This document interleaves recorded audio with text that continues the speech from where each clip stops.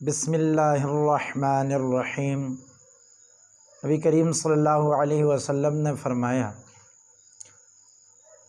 قرآن کریم کے عجائبات کبھی ختم نہیں ہوں گے، اور یہ قرآن کی مثال تو سمندر کی ہے۔ اس میں جو بھی غوطہ لگا دیتا ہے تو اسے کوئی نہ کوئی موتی نکل ہی آتی ہے۔ اس لیے یہ قرآن ایک زندہ جاوید معجزہ ہے۔ علامہ سیوطی رحمۃ اللہ علیہ فرماتے ہیں کہ نبی کریم صلی اللہ علیہ وسلم کے معجزات میں دو معجزات ایسے ہیں جو ہمیشہ اور قیامت تک رہیں گے۔ ان میں ایک قرآن مجید ہے، قرآن حکیم۔ یہ وہ معجزہ ہے جو آج تک محفوظ اور قیامت تک محفوظ رہے گا۔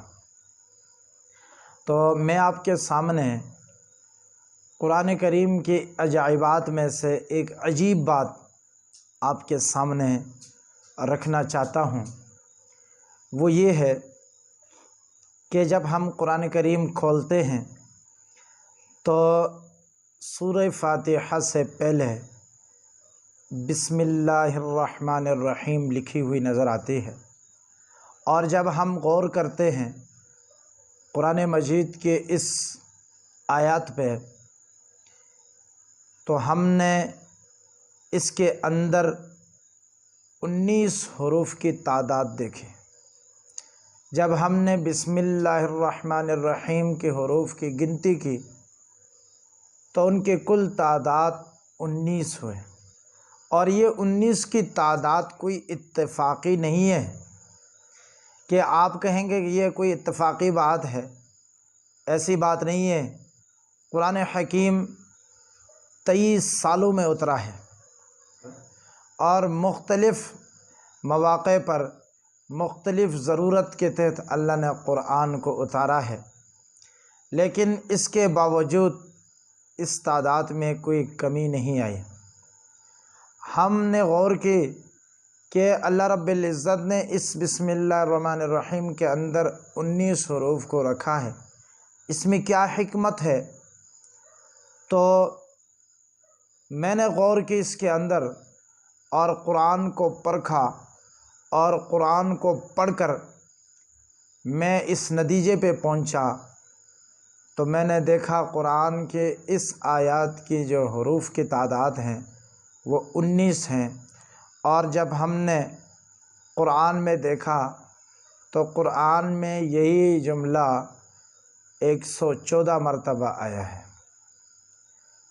114 مرتبہ یہی جملہ آیا ہے، اور 19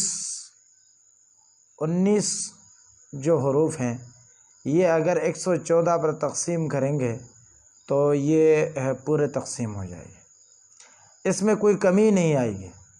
آج کل جدید دور موبائل ہے، آپ موبائل نکالیے گا اور آپ اس کی تعداد گن کر اور اس کو تقسیم کریں کہ 19 کو 114 پر تقسیم کرے تو اس میں کوئی کسر نہیں آئے، یعنی یہ پوری تقسیم ہو جائے گی اس کی۔ اور صرف بسم اللہ کے اندر اگر ہم غور کرتے ہیں تو اس میں لفظ اللہ ہے۔ لفظ اللہ کو ہم نے اٹھایا وہاں سے، اور پورے قرآن کے اندر ہم نے دیکھا لفظ اللہ کو، تو لفظ اللہ پورے قرآن میں 2698 مرتبہ آیا ہے، اور لفظ اللہ پورے قرآن میں 2698 مرتبہ ہے۔ تو 19 کو اگر 2698 میں تقسیم کریں گے، اس میں بھی وہ لفظ اللہ پورا تقسیم ہو جائے گا، یعنی پورا تقسیم ہوگا، اس میں کوئی کمی یا زیادتی نہیں آئے گی۔ اسی طرح اگر آپ سورہ اخلاص میں غور کریں گے تو یہاں پر لفظ اللہ 2 مرتبہ آیا ہے۔ اگر آپ سورہ اخلاص کو پڑھتے ہیں، قل هو اللہ احد اللہ الصمد، تو دیکھیے گا یہاں پر لفظ اللہ 2 مرتبہ آیا ہے۔ اگر یہاں پر لفظ اللہ 1 مرتبہ بھی آتا تو معنی میں کوئی فرق نہیں آتا، لیکن یقیناً مجھے لگتا ہے اس تعداد میں کمی آ جاتی ہے، اس لیے یہاں پر 2 مرتبہ لفظ اللہ کو لایا گیا ہے۔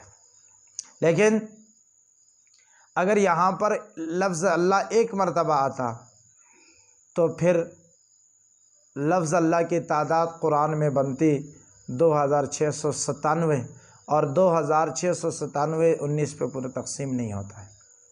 یہ بھی ایک خاص حکمت کے تحت اس کو لایا گیا ہے، اور یہ تعداد کوئی اتفاقی بھی نہیں ہے۔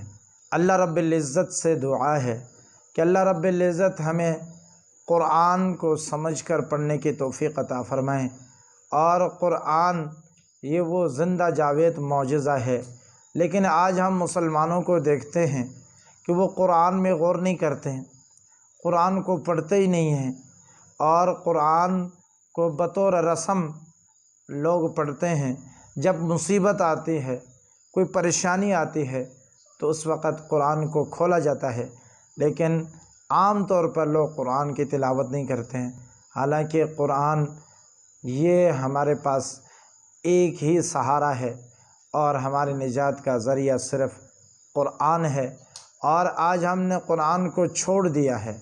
نبی کریم صلی اللہ علیہ وسلم کا ارشاد ہے، فرمایا میں دنیا سے جا رہا ہوں، لیکن دو چیزیں تم میں چھوڑ کے جاتا ہوں، اگر ان دونوں کو مضبوطی سے پکڑو گے تو کبھی گمراہ نہیں ہوں گے۔ ان میں سے ایک قرآن ہے۔ تو اللہ رب العزت سے دعا ہے کہ رب کریم ہمیں قرآن پر عمل کرنے کی توفیق عطا فرمائے۔